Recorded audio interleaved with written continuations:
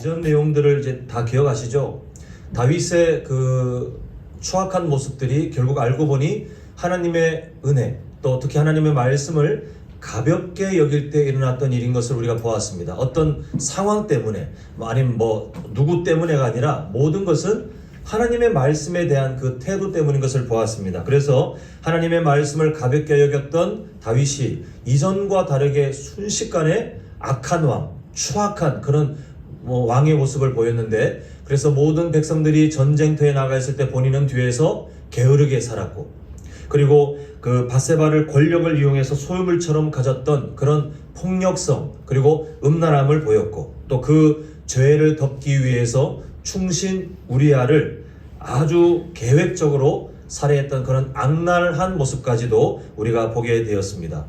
비록 훗날 진심으로 회개해서 하나님께 용서를 받긴 했습니다만, 하나님께서는 그 죄의 대가들은 지불하도록 하셨고, 그게 바로 우리가 오늘 본문 이전에 있었던 사건이죠. 그 암논과 이복 동생 다말 사이에 있었던 추악한 그 성범죄를 통해서 이 암논이 아버지를 그대로 복사해 놓은 것처럼 힘으로, 권력으로 이복 여동생에게 상처를 준 것을 보았습니다.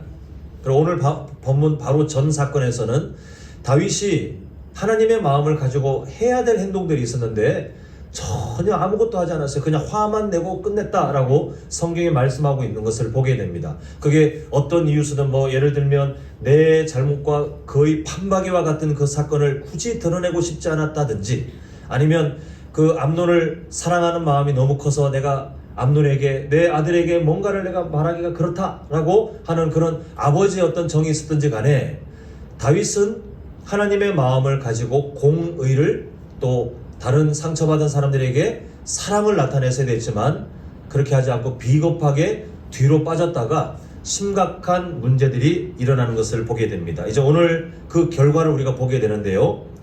자, 우리 22절 한번 먼저 보겠습니다.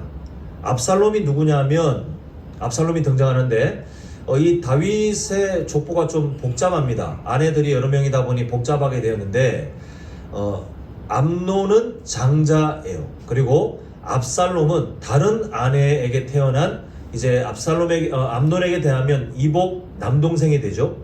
지금 이 압살롬이 자신의 이제 친여동생이 이복 형 암논에 의해서 정말 흉악한 그런 범죄를 당했다는 사실을 듣게 되었습니다. 그래서 보니까 그의 누이 다말을 욕되게 하였으므로 그를 미워하여 암논에 대하여 잘잘못을, 원래는 말하고 싶죠. 드러내고 싶어요. 사람의 심리는 이걸 갖고 싶습니다. 근데 이 압살롬이 어떤 성격을 갖고 있냐면, 우리가 뒤에서 보겠지만 침착하게 현재 상황을 살핍니다. 자, 23절에 가보면 이걸 드러내지 않고 가만히 인내하면서 티도 내지 않고 가만히 있는 것을 어느 시간 동안 하냐면 만 2년 동안. 이게 말이 쉽지요. 그냥 누가 내 가족을 때려도 화가 나는데 그게 아니라 더 흉악한 범죄의 피해자가 되었잖아요. 그런데 그 분노, 복수하고 싶은 마음을 와신상담이라는 그 사자성어처럼 2년, 거의 2년 가까운 시간 동안 계속해서 사귀면서 티를 내지 않고 있다가 어떤 일이 벌어지냐면, 압살롬이 양털을 깎는 일이 있음에 라고 말하는데요. 이건 우리 시각으로 보면 이게 뭐라고 하겠지만, 이 나라의 그때 당시 문화에는 양털을 깎는 시기가 되면 잔치를 벌였습니다. 사람들 불러다가 이 압살롬이 이제 그 일을 하게 되는데, 왕의 모든 아들을 청했다라고 하고 있습니다. 지금 이 일을 준비하고 때를 기다리고 있는데요. 자, 26절로 넘어가 봅니다. 압살롬이 움직이기 시작하는데 26절, 이르되 그렇게 아니하시려거든 청하건대 내 형 암논이 우리와 함께 가게 하옵소서.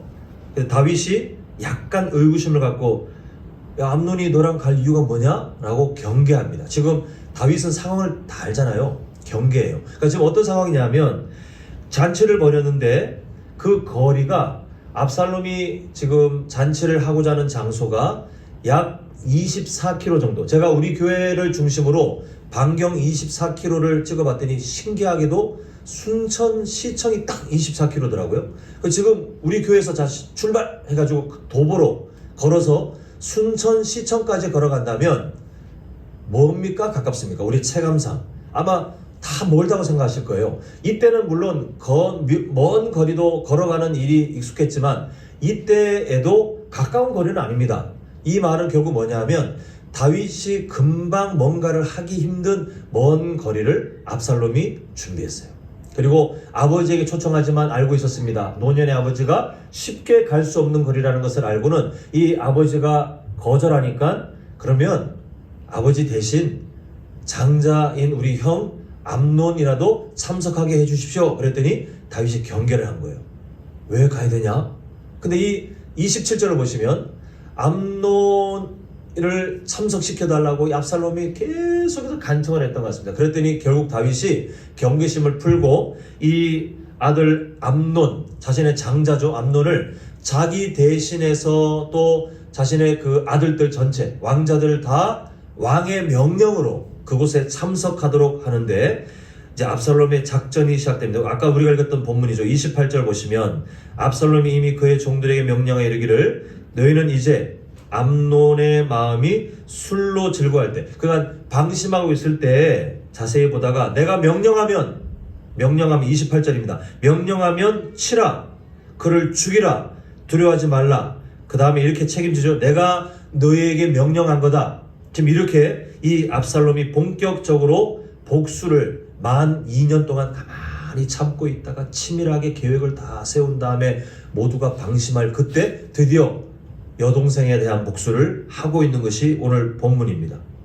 그 지금 결국 다윗의 영향력이 금방 미칠 수 없는 먼 거리에서 이 작전을 시행한 다음에 암논을 죽였고 다른 왕자들은 다 겁에 질려서 도망치는 게 오늘 본문의 내용인데, 이제 발 없는 말이 천리를 간다는 말처럼 이 사건이 순식간에 다윗에게 소문으로 전달되는데 좀 와전돼요. 있는 상황보다 더 와전돼서 암논만 죽었잖아요. 근데 이 다윗에게 전해진 소식은 아들들이 다 압살롬에게 살해당했다, 이런 소식을 듣고는 다윗이 절망에 빠져 있을 그때 누가 나타나냐 하면, 기억나십니까?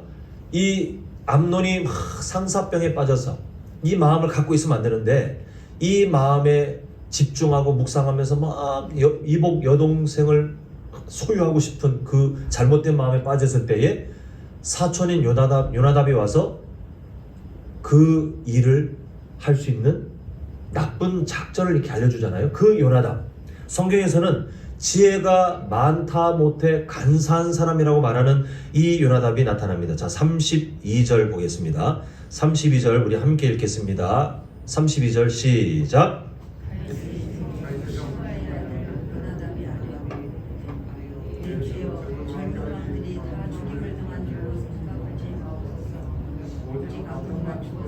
자, 여기 주목합니다. 이렇게 말하죠. 그가 압살롬의 누이 다말을 욕되게 한 날부터 압살롬이 뭘 했다고요?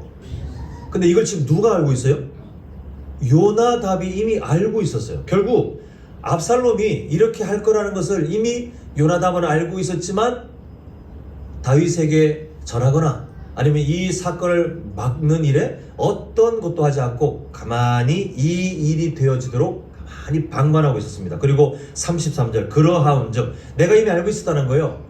이렇게 암논만 죽일 거라는 계획을 내가 이미 알고 있었기 때문에, 그러니까 겁내지 마십시오. 다른 왕자들은 다 무사히 돌아올 겁니다. 요나답이 이렇게 위로하고 정말 그 상황 판단처럼 다른 왕자들은 무사히 돌아오게 되었다는 것이 오늘 본문에 일어나는 사건의 전말입니다.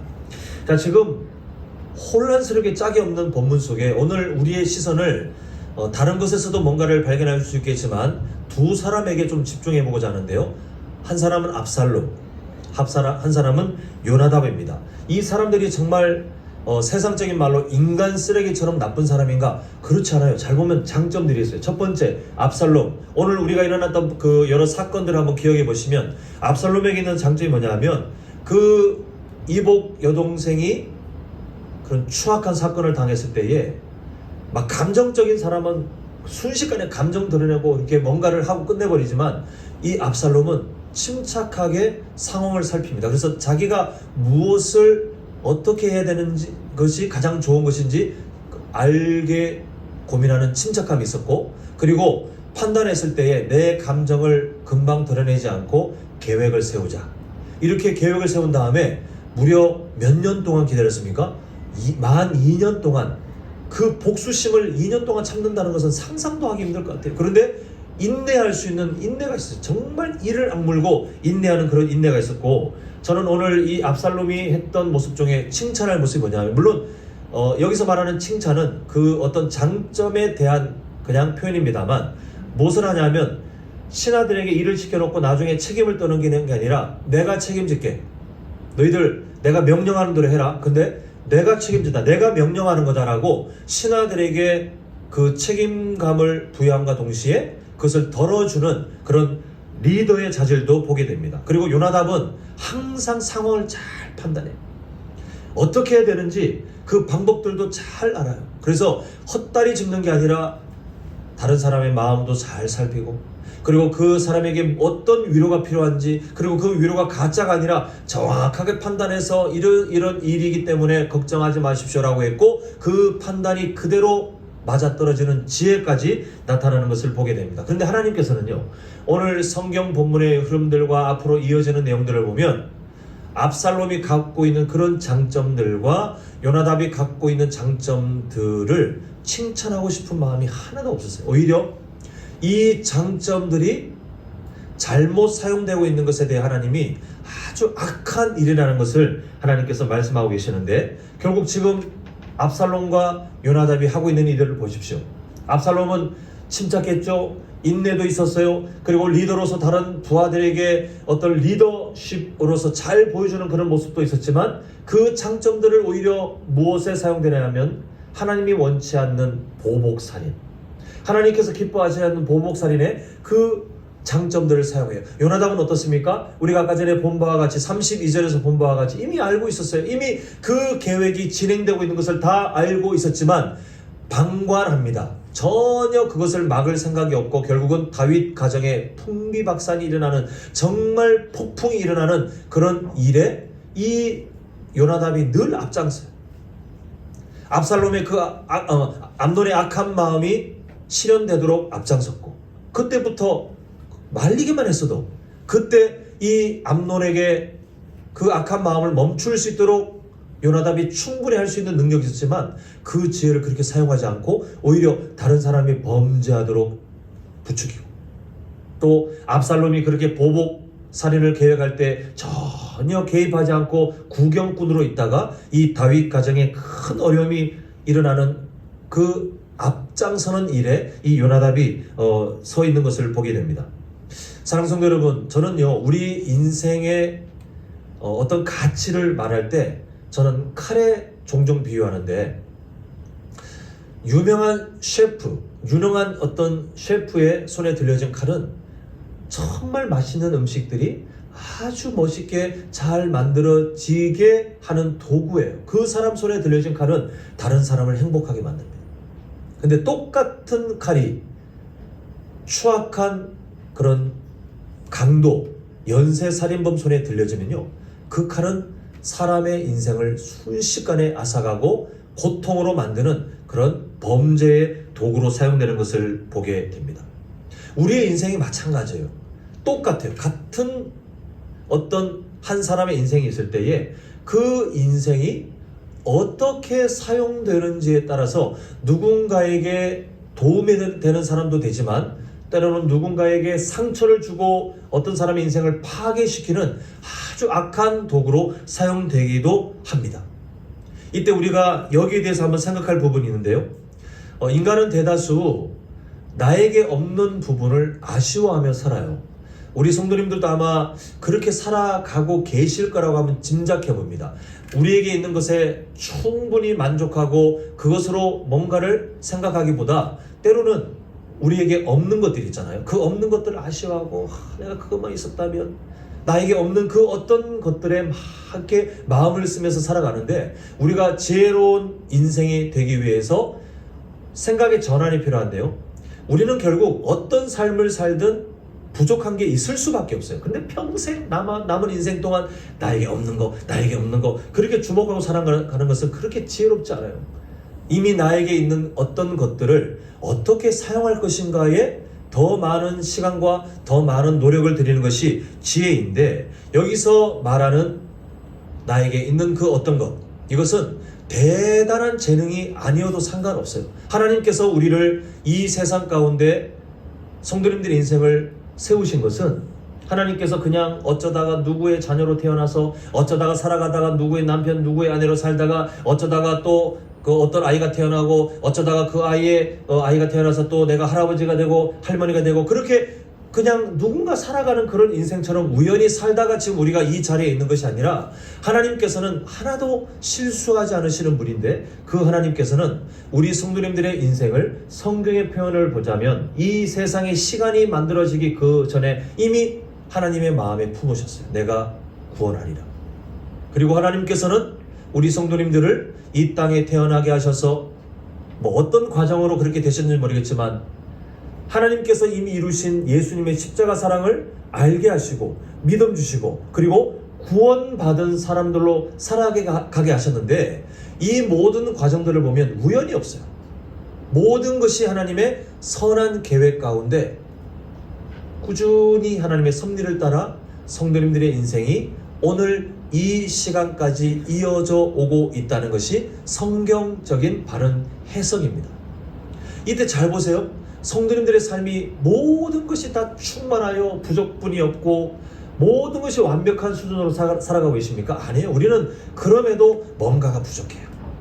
우리는 완벽을 누릴 수 없는 존재로 이 세상을 살아가고 있습니다. 그런데 하나님은 우리에게 하나님의 선하신 뜻을 두고 있대요. 우리를 사명자로 바라보고 계시대요. 의구심이 들지 않습니까? 하나님, 저는 재능이 없는데요. 다른 누군가가 부러워할 만한 어떤 지혜, 공부를 잘했다거나 아니면 음악적인 재능이 있다거나 아니면 미술적인 재능이 있다거나 아니면 신체적인 재능이 있어 운동을 잘한다거나 어떤 사람들이 부러워할 만한 재능을 한 번도 저는 가진 적이 없는데요 라고 생각할지 모르겠지만, 하나님께서 우리에게 두신 선하신 계획, 하나님께서 우리를 사명자로 쓰시는 그것은 세상이 바라보는 재능과 전혀 상관이 없어요. 저는 이 사실을 정말 마음으로 깨닫고 자유하기까지 몇 년이 걸렸냐면 40년이 걸려요. 40년이. 제가 성격적으로 완벽한 사람이 아니지 않겠습니까? 저는 있잖아요. 40살이 훨씬 넘는 시간 동안, 이게 정말 미련한 삶이었는데 40년이 훨씬 넘는 시간 동안 저에게 없는 것에 매달려서 너무 힘든 삶을 살았어요. 하나님께서 선하신 뜻을 두시고 저를 믿음의 가정에서 태어나게 하셔서 그리고 믿음을 갖게 하시고 또 하나님께서 보호하시는 그 삶 가운데 신앙생활을 배우고 나중에 하나님의 비전을 또 깨닫게 하시고 그렇게 해서 결단하여 신학교를 가면서 나중에 교역자의 삶을 살아가고, 이런 일련의 과정들이 우연히 된 것이 아니라 돌아보면 다 하나님의 귀한 섭리 가운데 되어졌음에도 불구하고 저는 늘 없는 것만 생각하는 거예요. 왜 나는 다른 목사님들처럼 담대함이 없죠? 왜 나는 사람들을 만나면 늘 이렇게 위축되고 사람들 만나면 소심해서 무엇을 말해야 될지 늘 고민하지만 말주변이 없어서 잘 안 되고, 맨날 없는 것만 생각했어요. 맨날 없는 것만. 40몇 년 동안. 근데 어느 순간 하나님께서 저에게 깨닫게 하신 바가 뭐냐면, 내가 너에게 준 성품, 내가 너에게 갖게 한 경험, 그것으로 나는 충분히 일할 준비가 되어 있는데, 나는 너를 통해 뭔가를 할 준비가 되어 있는데 너는 계속 내가 너에게 주지 않은 것에 목말라하면서 자꾸 감사가 사라지느냐. 이 마음을 깨닫게 하시는데요.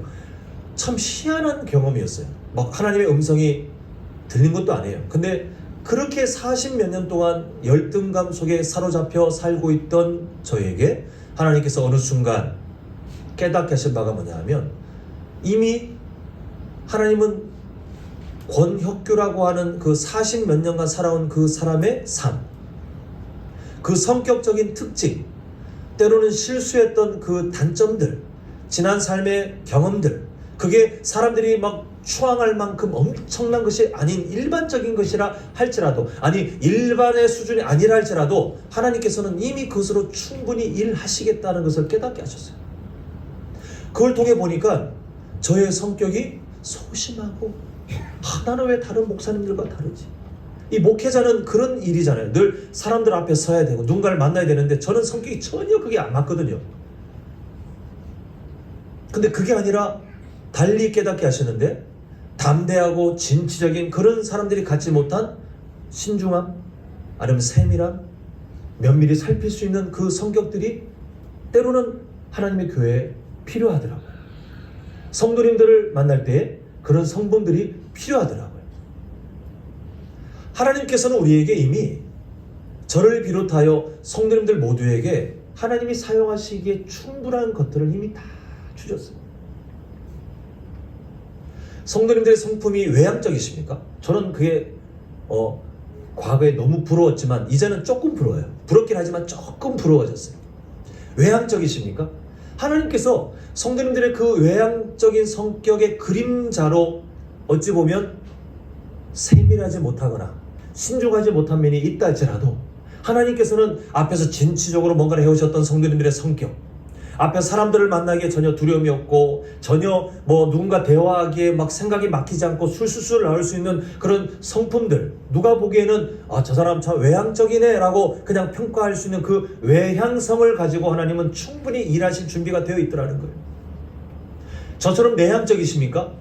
저처럼 그냥 집에 하루 종일 있어도 답답하지 않고 사람들을 만나면 그런데 막 그때부터 에너지가 빠져나가고 다시 집으로 돌아오면 살 것 같다, 이런 내향적인 그런 에너지가 안으로 갇혀있는 사람들이 계십니까? 때로는 막 열등감이 저처럼 되는 분이 계셔요. 그런데 하나님은 그 내향적인 성품을 가지고 하나님의 뭔가를 이루어 가시겠다는 거예요. 우리를 막 외향적으로 바꾸실 의향이 전혀 없어요.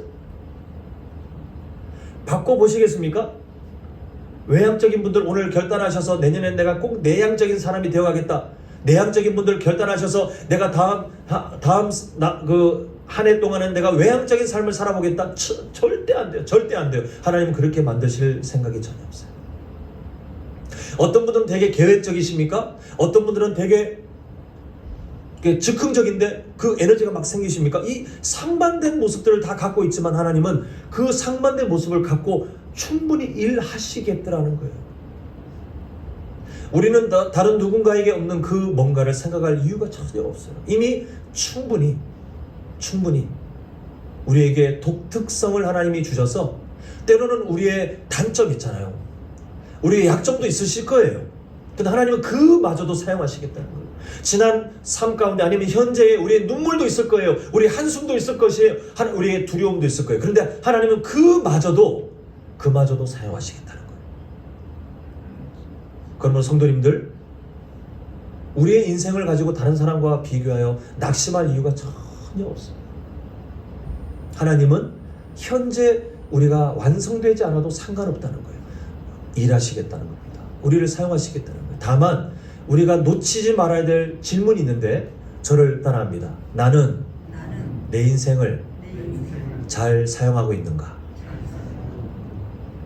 우리가 반드시 던져야 될 질문이 그거예요. 아까 제가 비유로 말씀드렸잖아요. 우리의 인생이 독특성을 가지고, 그리고 우리가 누군가에게 막 압도적인 재능이 없어도 전혀 상관없고, 아니 우리에게 어떤 약점이 있어도 전혀 상관이 없다 말씀드렸잖아요. 그런데 왜 상관이 없다라고 말씀드렸냐 하면, 그냥 가만히 있어도 그렇게 살아갈 수 있다가 아니라, 우리는 우리의 인생이 어떻게 사용되는지에 따라서 아름다운 음식을 만들어내는 그런 도구도 되지만, 다른 누군가의 인생을 파괴시키는, 오늘 압살롬과 요나답이 그런 인생이에요. 암논도 그렇게 죽었지만 암논도 그런 인생이었어요. 자기 인생 가운데 하나님이 주신 생명, 하나님이 주신 적당한 건강, 그리고 뭔가를 판단할 수 있는 지혜, 그리고 여러 성격적인 독특성을 하나님이 다 주셨다니까요. 암논에게도, 압살롬에게도, 요나답에게도.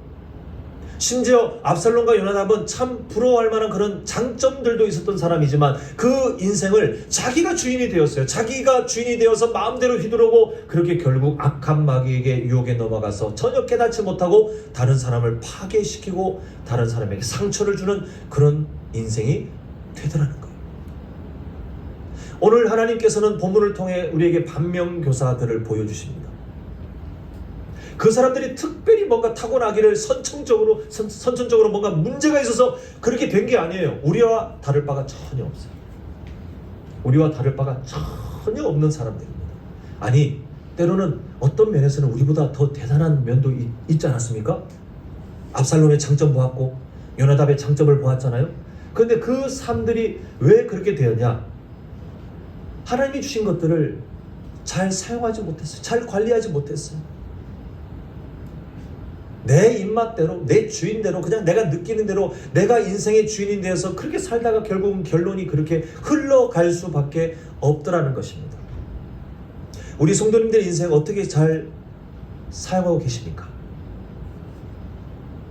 제가 저번 주에 이제 저희 가정의 상황들을 조금 상세히 말씀드렸지만 지금 저희 어머니 호스피스 병원에 계시고 제가 몇 번 이렇게 달려가서 뵙게 되면 저희 어머니뿐만 아니라 거기에 계신 분들, 제가 지나가면서 뵙는 분들 결국은 다 점점 생명이 얼마 남지 않은, 전 저희 어머니께 참 죄송한 편이지만 저희 어머니 얼굴과 눈동자를 보면서 생명이 사라지고 있는 게 너무 느껴져요.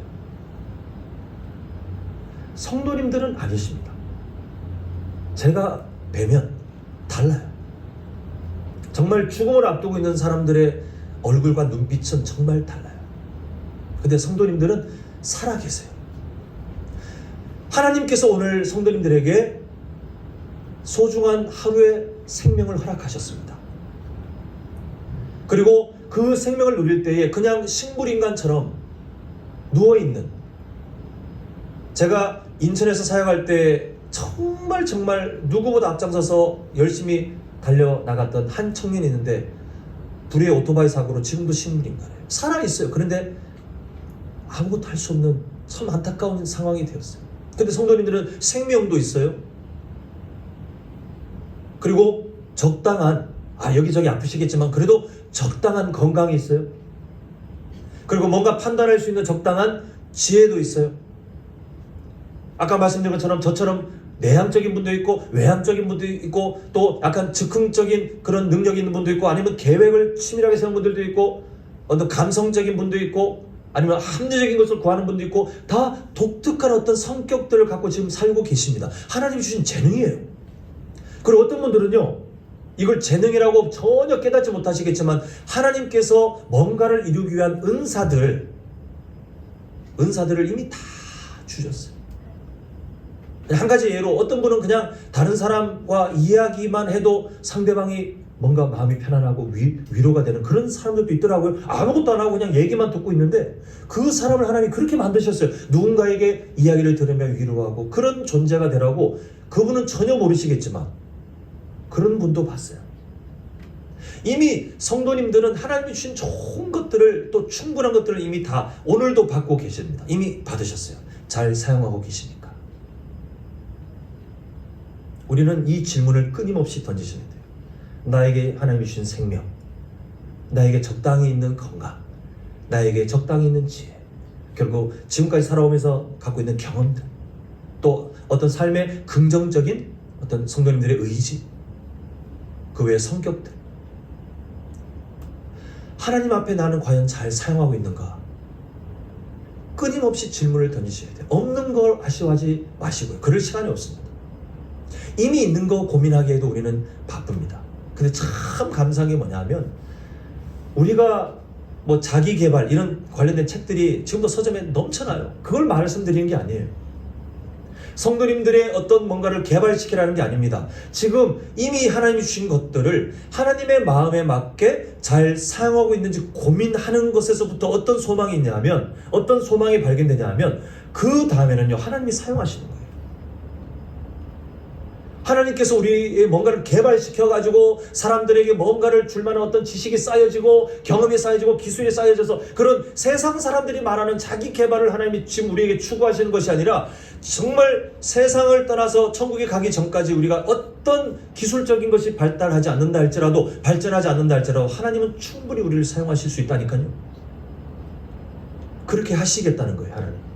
다만 우리가 먼저 하나님의 마음에 합당한 삶을 고민하고 그리고 그 삶을 위해서 내 생명을 소중하게 생각하고 그리고 그 삶을 살아가기 위해서 내 건강도 할 수 있는 한 잘 관리하시고 그리고 하나님이 주신 성격들을 잘 봐서 어떤 것으로 내가 잘 사용될 수 있을지 하나님께 그것을 맡기면 하나님은 참 신기한 분이셔서 우리의 부족함을 가지고도 충분히 하나님의 능력들을 하나님의 뜻을 나타낼 수 있는 분으로 우리의 선한 목자로 함께 동행하시는 줄 믿습니다.